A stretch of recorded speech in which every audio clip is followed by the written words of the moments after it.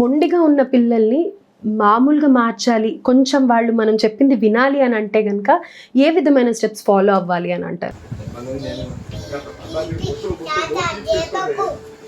First మనల్ని మనం change చేసుకోవాలి వాళ్ళు హ్యాండిల్ చేసే విధానంలో.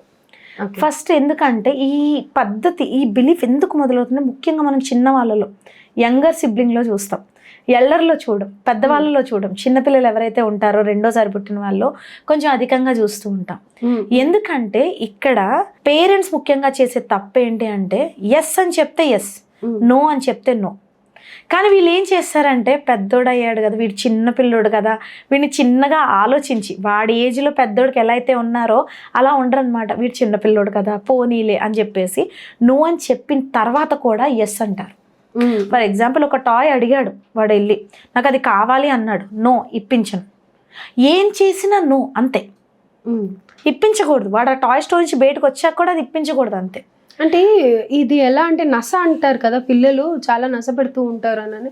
సో అట్లా అది మొండి గురించి మనం తీసుకుంటే రకరకాల మొండితనాలు ఉన్నాయి. అయితే ఒక పట్టానికి వదలరు, ఇంక ఇదే డిస్టర్బ్ చేస్తూ ఉంటారు, డే అంతా పాడైపోతుంది అని అనుకొని సరే అని చెప్తారు. కానీ ఆ మొండితనం ఇంకా ఎక్కువ అవుతుందని భయపడుతూ ఉంటారు కదా. ఇప్పుడు మీరు ఎప్పుడైతే సరే అని చెప్పారో అక్కడ వాడికి ఏం నేర్పిస్తున్నారు? నేను గోల్ చేస్తే, నేను ఏడిస్తే, నేను అరిస్తే పని జరుగుతుంది. అదే ఫస్ట్ టైమే మీరు నో చెప్పినప్పుడు నువ్వేం చేసినా దొరకదు అనేది వాడికి మైండ్లోకి వెళ్ళిందంటే మళ్ళీ వాడు అలా బిహేవ్ చేస్తాడా? చేయడు, రాదు. నువ్వు రెండోసారి అదే చేస్తావు, మూడోసారి అదే చేస్తావు, ఆటోమేటిక్గా వాడు ఫిక్స్ అయిపోతాడు. అమ్మ నో అందే అంటే నో అంతే, ఇప్పించదు, నేను ఫిక్స్ అయిపోవాలి ఏం చేసినా కింద పడ్డోళ్ళన. సో వాడు నార్మల్ అయిపోతాడు, ఇంక మళ్ళీ స్టబర్నెస్ చూపించాడు. లేదు నేను నో చెప్పాను బయటకు వస్తా, అబ్బా నలుగురిలో ఏమనుకుంటారో, నలుగురు చూస్తున్నారు వీడి ఏడుపుకి గోల్ వదిలిపోయిద్ది, ఎంతో కొంతలే అని చెప్పేసి ఇచ్చామనుకోండి, వాడు అదే బిహేవియర్ క్యారీ అవుట్ చేస్తాడు. ఓకే. సో ఫస్ట్ వాడు నలుగురిలో ఉన్న ఎవరు ఎక్కడున్నా సరే, నలుగురు ఉన్నా లేకున్నా అమ్మ నో అందంటే నో, అది వాడి మైండ్లో ముద్రపడాలి. రెండోది స్టబర్న్ నేచర్ ఎందుకు వస్తుందంటే ఎమోషనల్గా ఇన్సెక్యూరిటీ ఫీల్ అవుతారండి పిల్లలు. ఎమోషనల్గా ఇన్సెక్యూరిటీగా ఫీల్ అయినప్పుడే ఈ స్టబర్నెస్ అనేది వస్తుంది. వాళ్ళకి కావాల్సింది అరుపులో లేదా వాళ్ళు అడిగింది ఇచ్చేయటం కాదు, మీ ప్రెజెన్స్ కావాలి వాళ్ళకి. వాళ్ళు చెప్పేది మీరు అర్థం చేసుకుంటున్నారనే నమ్మకం కావాలి. అటెన్షన్ గ్రాప్ చేస్తారు వాళ్ళు, కేవలం అటెన్షన్. పిల్లలు అటెన్షన్ సీకర్స్ చాలా అండి. ఎంత టైం ఇచ్చినా ఇంకా మా పేరెంట్స్ నాతో ఉండాలి అనేది ఉంటుంది. ఈ ఎమోషనల్ ఇన్సెక్యూరిటీ వల్ల వాళ్ళ బిహేవియర్ అలా వెళ్తుంది. సో ఫస్ట్ నువ్వేం జరిగినా అవుతుంది, కొన్నిసార్లు త్వరగా అవుతుంది, కొన్నిసార్లు లేట్గా అవుతుంది. సో ఎమోషనల్గా వాళ్ళు సెక్యూర్గా ఫీల్ అయ్యే విధంగా నువ్వు బిహేవ్ చేయాలి పేరెంట్గా. ఆ బిహేవియర్ చేంజ్ చూసినప్పుడు ఆటోమేటిక్గా పిల్లల్లో స్టబర్నెస్ పోతుంది. ముఖ్యంగా ఈ రెండు ఫాలో అవ్వటం చాలా ఇంపార్టెంట్. ఇంకొకటి ఏంటంటే ముందు పేరెంట్స్కి ఓపిక ఉండాలి. ఇది డీల్ చేయాలి అంటే నలుగురు ఏమనుకుంటారు ఏంటో అని కాదు, వాళ్ళ బిహేవియర్ ఫ్యూచర్లో ఒక సొసైటీని వీళ్ళు క్రియేట్ చేయబోతున్నారు, అది మైండ్లో పెట్టుకోవాలి. ఇదే అలవాటు అయిపోతే రేపు పెద్దయ్యాక ఏదైనా జరగవచ్చు. మొక్క వంగందే మానే వంగదు. సో ఇక్కడ ఉన్నప్పుడే you have to make sure they are in right kind of discipline. Right. ఇక్కడ అంత మొండితనం భరించాలి అంటే తల్లిదండ్రి ఓపిక ఉండాలి. అవును, అర్థం చేసుకోవాలి. అర్థం చేసుకుంటే పిల్లల్ని ఆటోమేటిక్గా ఓపిక వస్తుంది. నాకు పనే భారం అనిపిస్తుంది, వీళ్ళు ఇంకో భారంగా ఉన్నారు అనిపిస్తే ఆ ఓపిక రాదు, వాళ్ళని కరెక్ట్ చేయలేం. రేపు వాళ్ళే సొసైటీలో కదా, వాళ్ళే సొసైటీ క్రియేట్ చేస్తారు ఇన్ఫ్యాక్ట్. సో ఎంతవరకు ఆ తల్లిదండ్రి అంటే ఒక్కొక్క పిల్లలు ఒక్కొక్క రకంగా ఉంటారు. ఏ ఏజ్ వరకు మనకి ఆ ఫ్లెక్సిబిలిటీ ఇవ్వాలి పిల్లలకి అంటారు? వాళ్ళ మొండితనం కానీ లేకపోతే వాళ్ళకి చూపించే అటెన్షన్ కానీ వాళ్ళతో ప్రేమగా ఉండడం కానీ ఏ ఏజ్ వరకు ఉండాలి అని? ఒకటి ఫస్ట్ 0 to 5 years మనకి చాణక్య గారు చెప్తారు. దాంట్లో మొదటి 5 ఏళ్ళు చాలా కేర్ఫుల్గా ఉండాలి. వాళ్ళకి ఎమోషన్స్ అంటే తెలీదు, రైట్ డైరెక్షన్స్ కూడా ఉండవు. ఫర్ ఎగ్జాంపుల్ ఇప్పుడు నేను ఇలా అదిగోండి అది తీసుకురండి అని చెప్పాను అనుకోండి, మీరు ఐని కాంటాక్ట్ చూస్తారు, నా చేయి కాంటాక్ట్ చూసి ఆ వస్తువు అని చెప్తారు. నేను ఇప్పుడు అదే విషయం ఒక 5 ఏళ్ళ లోపు ఉన్న పిల్లోడికి అది తీసుకురా అంటే ఏది మమ్మీ, ఏది తీసుకురావాలి? డైరెక్షన్స్ ఫాలో అయ్యేంత కెపాసిటీ వాళ్ళకు ఉండదు. మనం చెప్పే మాట కంప్లీట్ లైన్ని అర్థం చేసుకునే ప్రాసెస్ చేసుకునే విధానం కూడా వాళ్ళకు ఉండదు.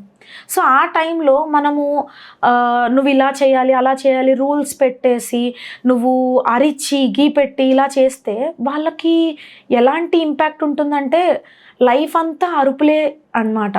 సో నేను భయపడాలి, ప్రతిదానికి నేను భయపడాలి, ప్రతిదానికి నేను ఇన్సెక్యూరిటీ ఫీల్ అవ్వాలి తల్లిదండ్రుల విషయంలో అనేది పడుతుంది. సో వాళ్ళు ప్రేమగా పెంచాలి. ఇప్పుడు ఎంత డెలికేట్గా ఉంటుందో వాళ్ళ మైండ్, ప్రతిదీ చూస్తారు, ప్రతిదీ కూడా మనం ఏం చేస్తే అదే రిపీట్ చేస్తారు.